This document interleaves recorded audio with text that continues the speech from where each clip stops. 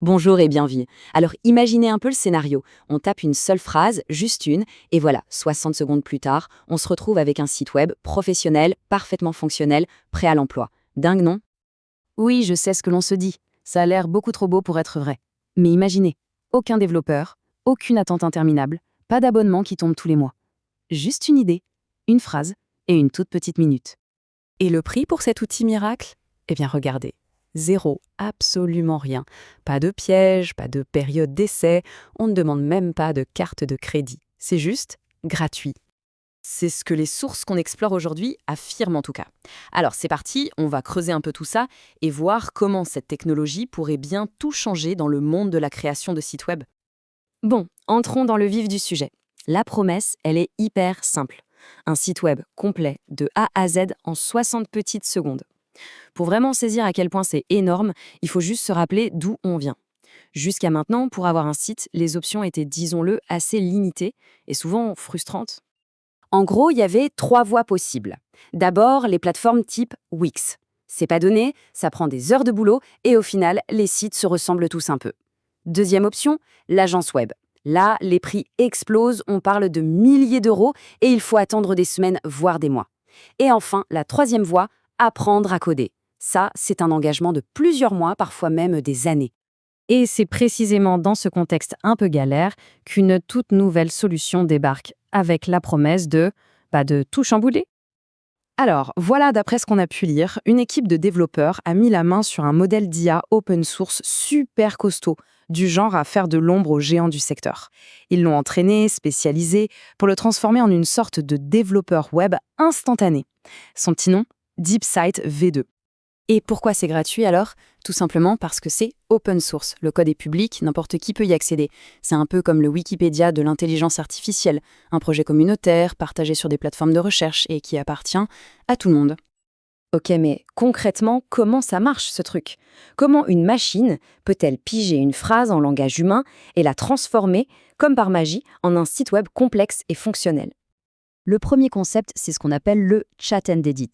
L'idée, c'est de dire adieu au jargon technique. On veut un bouton plus grand, il suffit de le demander. Comme on parlerait à quelqu'un. Fais-moi un bouton plus gros et mets-le en rouge. C'est aussi simple que ça.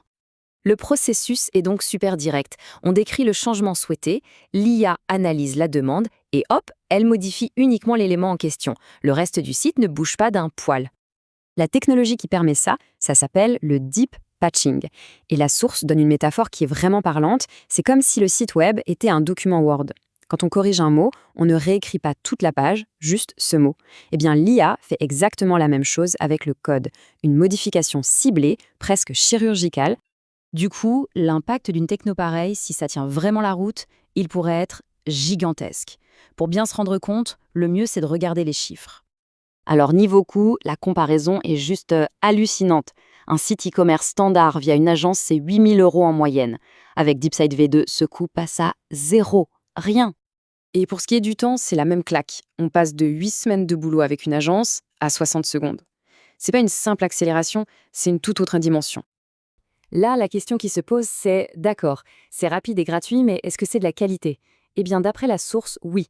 Le code produit serait propre, moderne, et il utiliserait les dernières normes du web. Tout est responsive par défaut, donc ça s'affiche nickel sur mobile, tablette, ordinateur. La qualité serait même tellement bonne que des développeurs pros s'en serviraient pour créer des prototypes en un temps record. Maintenant, au-delà de l'aspect purement technique, la source se penche sur des applications très concrètes. Comment on peut transformer cet outil en business en fait? Et là, 3 modèles économiques sont suggérés. Le premier, un service express pour les commerçants du coin. On crée leur site en direct pour quelques centaines d'euros. Deuxième idée, monter une agence web nouvelle génération qui pulvérise la concurrence sur les prix et les délais. Et enfin, troisième piste, se concentrer sur le prototypage ultra rapide pour les startups qui ont toujours besoin de tester leurs idées très très vite. Pour finir, la source insiste sur un point. Il faut s'y mettre maintenant. C'est une opportunité à saisir rapidement parce que cette avance technologique ne durera pas éternellement. Et ça, c'est vraiment le point clé à retenir. L'outil est peut-être incroyable, mais le résultat final, la qualité du site, eh bien tout ça dépend d'une seule chose, la qualité des instructions qu'on lui donne. C'est l'humain derrière la machine qui fait toute la différence. La différence entre un bon et un mauvais résultat, elle est là. Une instruction vague, du genre « fais-moi un site de chaussures », ça donnera un truc basique. Par contre, une instruction super détaillée, un prompt de pro, ça donnera un site unique et professionnel. C'est ça le fameux prompt engineering, l'art de bien parler à l'IA. Et il faut voir à quelle vitesse ça évolue. C'est juste dingue. Il y a 3 mois, la V1 faisait des petits sites statiques. Aujourd'hui, la V2 gère des projets bien plus complexes, même des jeux.